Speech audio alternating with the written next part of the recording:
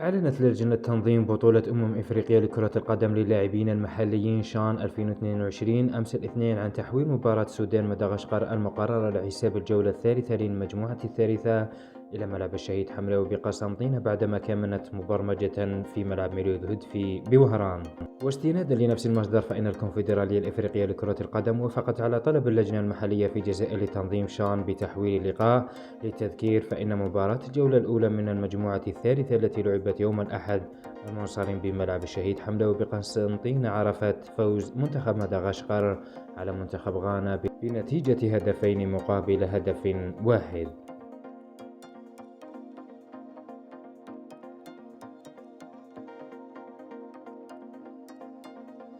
إن أعجبك الفيديو لا تنسى الإعجاب والاشتراك في القناة.